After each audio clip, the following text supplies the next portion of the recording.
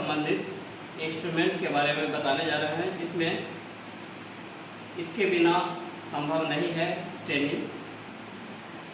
तो इस प्रकार क्या है कि जो जितने भी इंस्ट्रूमेंट हैं उसके बारे में और उसके वर्क के बारे में, किस प्रकार उससे काम लिया जाता है, इसके बारे में जानना बहुत ज़रूरी है। तो पहला टूल्स है मेजरिंग टूल्स, जिसमें स्टील रूल को हम दिखा रहे हैं कि ये स्टील रूल है। और इससे क्या है कि mm में, उसके बाद cm में, इंच में, इस तरह हम क्या कर सकते हैं, इसे मेजर कर सकते हैं कि किसी भी मेटल को। जैसे किसी प्रकार का जॉब बनाना है तो उसका मेजरिंग हम तत्काल क्या करते हैं कि स्टील रूल की सहायता से हम कर लेते हैं। और मेजरिंग टूल्स और भी हैं जो कभी डायमीटर माप करने के लिए, कभी इनसाइड कैलिपर का प्रयोग किया जाता है, कभी आउटसाइड का कैलिपर का प्रयोग किया जाता है। इस प्रकार हम जानेंगे। तो पहला क्या है कि स्टील रूल से हम शुरुआत करते हैं कि स्टील रूल एक मेजरिंग टूल्स है, जिससे हम क्या करते हैं, किसी भी मेटल को हम मापने का काम करते हैं। दूसरा क्या है कि मेजरिंग करने के बाद हम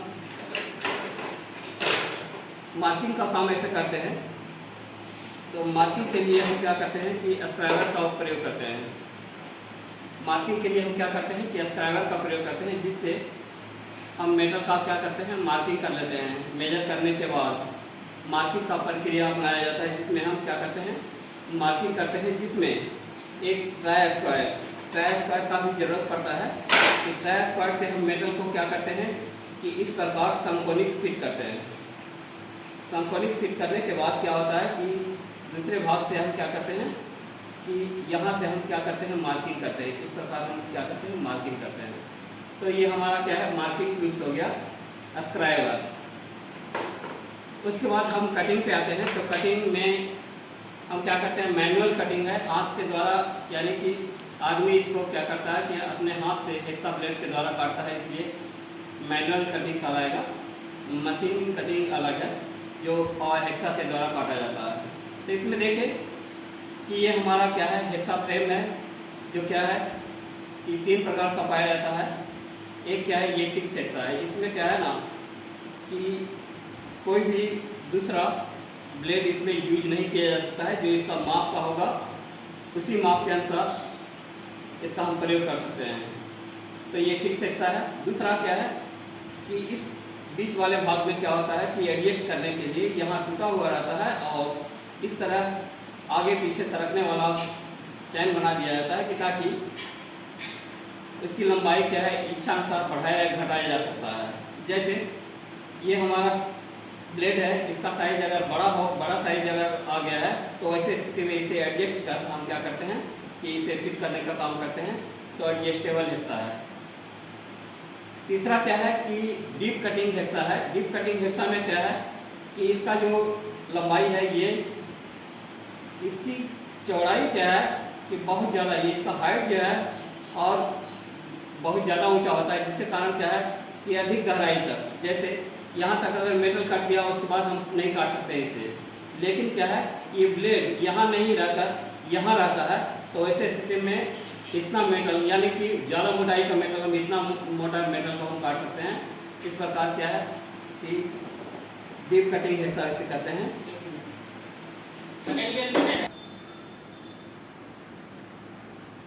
अब अगला इंस्ट्रूमेंट हमारा ये है ट्राई स्क्वायर। ट्राई स्क्वायर सभी समझते होंगे कि ये 90 डिग्री को मेजर करने के लिए किया जाता है। कि कभी कभी हमारा प्लेट क्या होता है कि फाइलिंग करने के उपरांत बहुत ज़्यादा गैप होता है, फिटिंग करते हैं तो जॉब को। तो वैसे स्थिति में क्या होता है कि हम इस तरह मेजर करते हैं कि कोई गैप तो नहीं आ रहा है। ऐसे स्थिति में हम क्या करते हैं कि जहाँ गैप होता है उसे हम क्या करते हैं, फाइलिंग के द्वारा हम क्या करते हैं, प्लेन करने का काम करते हैं। इस प्रकार ये शुद्धता को बरकरार रखने के लिए या शुद्धता में आई कमी को दूर करने के लिए इसका प्रयोग किया जाता है, ट्राई स्क्वायर।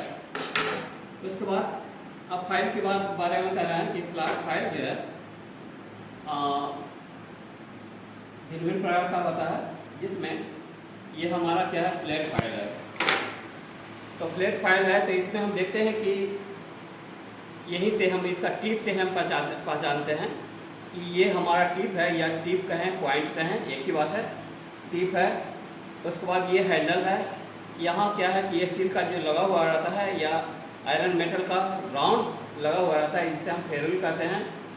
उसके बाद इसे हम जहाँ तक कटिंग रहता है, जो कट लगा हुआ रहता है, उसके बाद तो हम हील करते हैं। इसके इस पार्ट वाले को हम क्या कहते हैं, शोल्डर कहते हैं। उसके बाद ये हमारा फाइल लेंथ होता है, जहाँ तक हमारा कटिंग होता है, धार बना हुआ जहाँ तक है वहाँ तक हमारा क्या होता है कि फाइल की लंबाई होता है, या फाइल लेंथ कहेंगे। और इस वाले भाग को हम क्या कहते हैं, एज कहते हैं, किनारा। एज का मतलब होता है किनारा। इस प्रकार ये फ्लैट फाइल है। उसके बाद हम टिप से ही पहचानेंगे कि टिप अगर ट्रायंगुलर बना हुआ रहेगा तो हम ये समझेंगे कि क्या है, ट्रायंगुलर फाइल है। और यही टिप अगर स्क्वायर शेप में बना हुआ है तो इसे हम समझेंगे कि स्क्वायर फाइल है। और यही हाफ राउंड अगर रहेगा तो हम क्या कहेंगे कि हाफ राउंड है। अगर इसी का टिप बाहर से दिखेगा कि राउंड है, यानी कि हम टिप से ही पहचान जाते हैं। इसमें ज़्यादा समझने की ज़रूरत इस बात से है कि फ्लैट है ये वाला भाग, तो हम समझते हैं कि फ्लैट फाइल है। राउंड रहेगा तो हम समझेंगे कि राउंड है, राउंड फाइल है। उसके बाद ट्रायंगल है तो ट्रायंगुलर फाइल। स्क्वायर शेप अगर बना हुआ है तो स्क्वायर फाइल। इस प्रकार हाफ राउंड, राउंड, इस तरह हम फाइल के बारे में जान गए।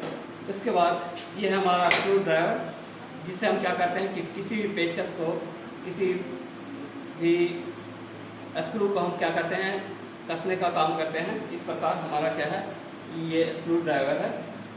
उसके बाद ये हमारा क्या है, स्पैनर है।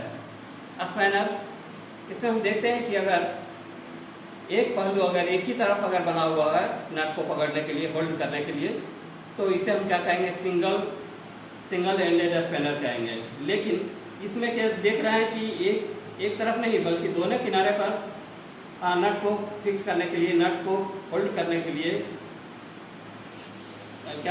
क्या बना हुआ है, दोनों तरफ पहलू बना हुआ है। इस प्रकार हम डबल एंडेड स्पैनर कहते हैं इसे।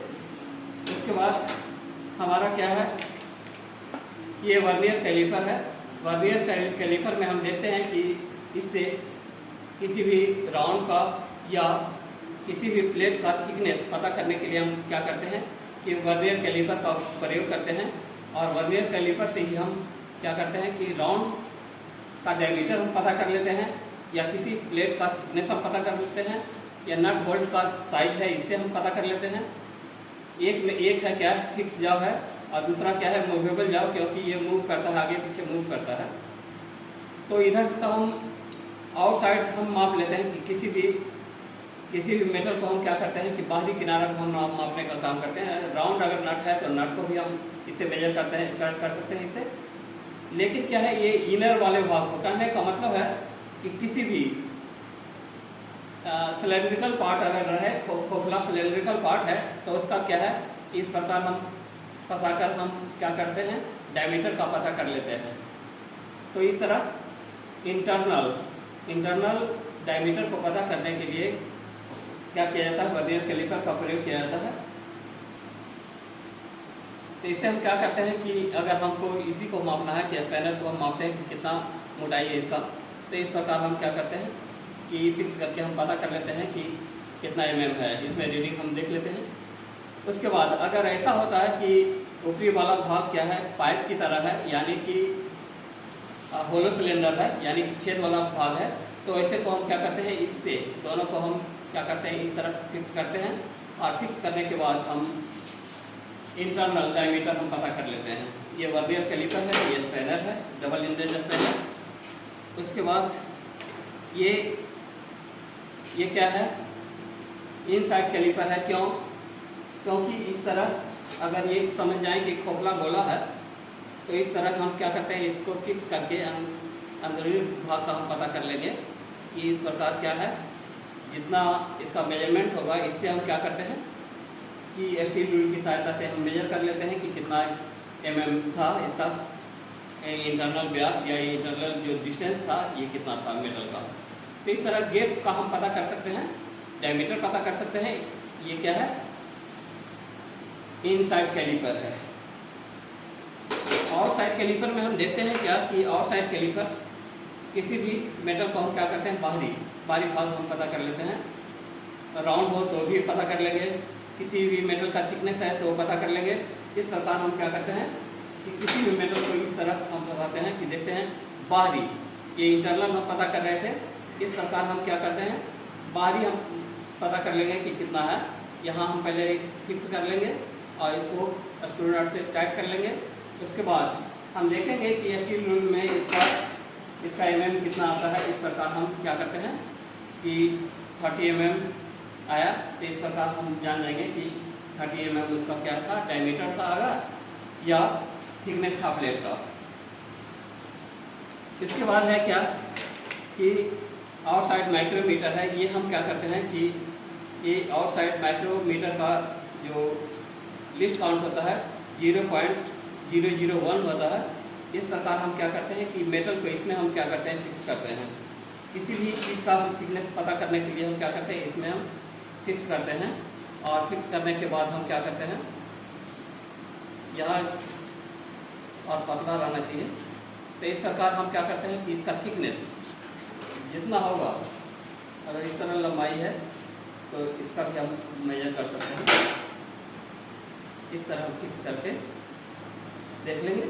और ये लॉकिंग नट है, लॉकिंग नट से हम क्या करते हैं टाइट कर देंगे और इसको हम कोई भी एरर ना बच जाए इसके लिए हम क्या करते हैं रेचेट से हम क्या करते हैं टाइट कर लेते हैं।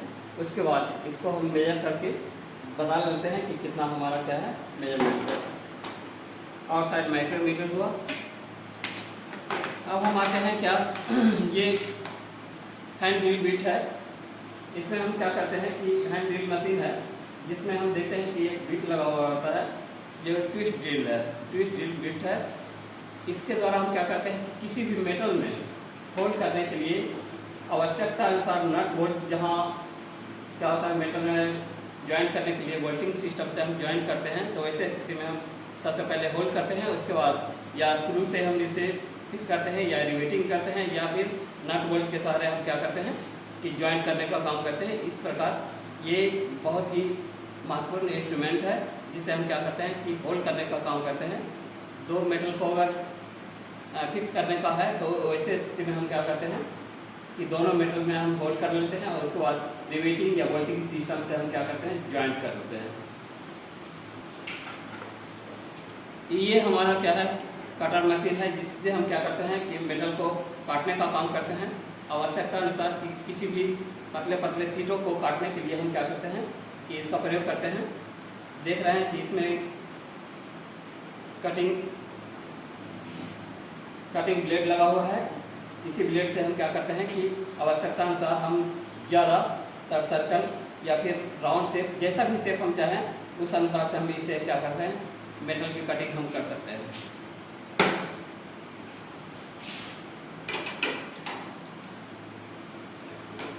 वेल्डिंग से संबंधित ये इलेक्ट्रोड है। इलेक्ट्रोड का हम बताए हैं कि इलेक्ट्रोड ये कोटेड इलेक्ट्रोड है।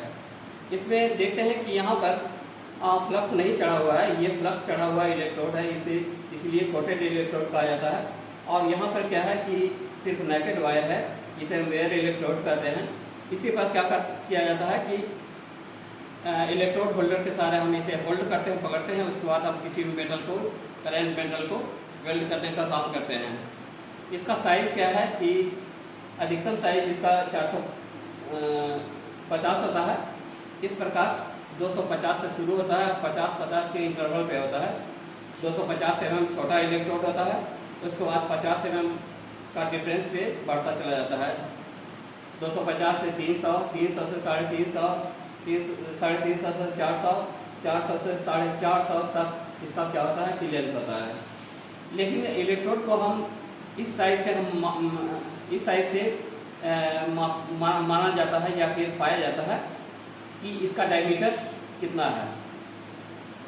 तो डायमीटर क्या है 1.6 से 1.9 mm, यानी कि इसी डायमीटर से इसका जो ये बाहरी आउटसाइड कैलिपर के द्वारा हम क्या कर सकते हैं कि इसको मेजर करने के बाद या वर्नियर कैलिपर से पता करने के बाद हम इसे पता कर लेंगे तो ये क्या है कि 0.6 से 9 mm तक का थिकनेस वाला इलेक्ट्रोड पाया जाएगा जो अवेलेबल है।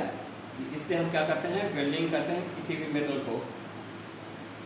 फ्लक्स का इसका जो वर्क है ये क्या है कि ऑक्सीडेशन से बचाने का काम करता है, जिससे हमारा मेटल में कोई जो वेल्डिंग बीट जो बनता है उसमें ज़्यादा जो वेल्डिंग दोष उत्पन्न होता है वो नहीं होता है, क्योंकि ना तो मुड़ने देता है मेटल को, यानी कि ऑक्सीडेशन से बचा लेता है, एक इन्वलप बनाता है। और इन्वलप बनाने का वजह यही है कि आयरन को ऑक्सीजन से बचा कर रखना एक इन्वलप बनाता है, जहाँ ऑक्सीजन को प्रवेश करने नहीं दिया जाता है। तो ये फ्लक्स का काम है। उसके बाद अब रहा ये मेटल, ये माइल्ड स्टील है। तो ये माइल्ड स्टील है जिस पर हम क्या करते हैं कि कटिंग कर फीटर का जो प्रशिक्षणार्थी है उसके द्वारा भी या वेल्डर के द्वारा इस प्रकार वेल्डिंग करने का काम करता है। ये MS प्लेट है जिसे हम माइल्ड स्टील कहते हैं। इसमें कार्बन की मात्रा 0.03% से लेकर 0.5% तक होता है। इस प्रकार मेटल में हम देखते हैं कि मेटल बहुत प्रकार का होता है, जिसमें कुछ स्टील है। तो पहले तो हम आयरन के बारे में जानेंगे। तो pig iron, cast iron, wrought iron होता है। उसके बाद फिर हम उसका क्लासिफिकेशन करते हैं। तो high carbon steel, low carbon steel, medium carbon steel, इस प्रकार क्या है कि मेटल को हम फिर जानते हैं। इस प्रकार हम क्या करते हैं, वेल्डिंग करते हैं मेटल का।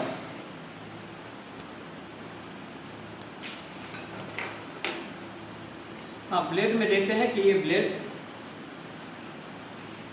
एक सा ब्लेड है जिसमें क्या है कि एक तरफ क्या है धार बना हुआ है, जिससे हम क्या करते हैं कि इसे टीथ कहते हैं। टीथ का मतलब दांत। इसमें दांत बना हुआ रहता है और दोनों तरफ एक होल होता है। इसका भी साइज क्या है कि 250 से शुरू होकर 400 mm तक इसका क्या होता है कि लेंथ होता है। और इसकी चौड़ाई जो हम कहें तो चौड़ाई क्या है कि 13 mm से 16 mm तक इसका पाया जाता है एक सा ब्लेड का। दूसरा क्या है कि जिस समय हम कटिंग करते हैं, कि मेटल का कटिंग करते हैं, उस समय हमारा जो डायरेक्शन होता है टीथ का वो आगे की तरफ फॉरवर्ड रहता है, आगे की तरफ रहता है। इस प्रकार हम कटिंग करते हैं। उसके बाद इसका हम थिकनेस की बात करें तो थिकनेस क्या है 0.63 से 0.80 mm तक होता है इसका थिकनेस, यानी कि मेटल की ब्लेड की मोटाई। और इसमें दो प्रकार का ब्लेड पाया जाता है। एक क्या है कि जिसको क्या किया जाता है कि सिर्फ टीथ को केस हार्डिंग किया जाता है, यानी कि टेम्परिंग किया जाता है और बाकी भाग को छोड़ दिया जाता है। इसलिए ये फ्लेक्सिबल होता है, थोड़ा सा आगे पीछे एडजस्ट कर सकता है। लेकिन क्या है कि दूसरा क्या है कि पूरे भाग का, यानी टीथ से लेकर सारे भाग का क्या किया जाता है, टेम्पर कर दिया जाता है। जिसके कारण क्या है कि वो ब्लेड जरा सा गड़बड़ी के कारण, यानी कि सीधा कट लगा रहे हैं और जरा सा उसको हम टेढ़ा करना चाहें या कर्व करना चाहें तो ऐसे स्थिति में टूट जाता है, आसानी से टूट जाता है, खन से आवाज़ करता है। इस प्रकार हम ये समझेंगे कि ये टेम्परिंग किया हुआ है। ये हाई कार्बन स्टील से बना होता है और निकल से भी बना होता है। इस प्रकार इसका बनावट हम जान गए कि ये फिक्स हेक्सा, एडजस्टेबल हेक्सा या डीप कटिंग हेक्सा, तीनों में इसका प्रयोग किया जाता है मेटल कटिंग करने के लिए। इस प्रकार ये देखें कि हेलमेट है। हेलमेट में क्या है कि देखते हैं कि ये जो वाइट कलर का जो शीशा है ये सिर्फ क्या है वेल्डिंग करते समय जो स्लेग उड़ता है, स्लेग का जो छिड़काव होता है, इससे बचाने के लिए, प्रोटेक्ट करने के लिए इसका इस्तेमाल किया जाता है। लेकिन दूसरे साइड हम देखते हैं कि ब्लैक कलर का शीशा है जो क्या है बहुत कॉस्टली होता है, जिसके कारण क्या है इसको सुरक्षित रखने के लिए हम क्या करते हैं कि एक साधारण ग्लास लगा देते हैं। और जो वेल्डिंग करने के लिए क्या करता है कि अल्ट्रा वायलेट रे से हमारी आंखों को सुरक्षा प्रदान करता है। इन्फ्रारेड रे या अल्ट्रा वायलेट रे दोनों को क्या करता है कि दोनों से हमारा आँख को सुरक्षा प्रदान करता है। साथ ही ये वाइट ग्लास जो है ब्लैक ग्लास को सुरक्षा प्रदान करता है। ये हेलमेट है। उसके बाद इसे हैंड शील्ड या हैंड स्क्रीन कहते हैं। इसमें भी ऐसा ही बात है, लेकिन इसमें क्या है कि ग्लास किसी कारणवश क्या है कि वाइट ग्लास टूट गया है और ये ब्लैक ग्लास अब क्या होगा, ख़राब होगा, ये डैमेज होगा। किसके कारण? जिस समय हम वेल्डिंग करते हैं उस समय जो स्लैग उड़ता है इस पर स्पॉट जम जाएगा और हम उसे आसानी से नहीं देख पाएंगे। इस कारण से वेल्डिंग करने में असुविधा उत्पन्न होगी। Thank you for watching.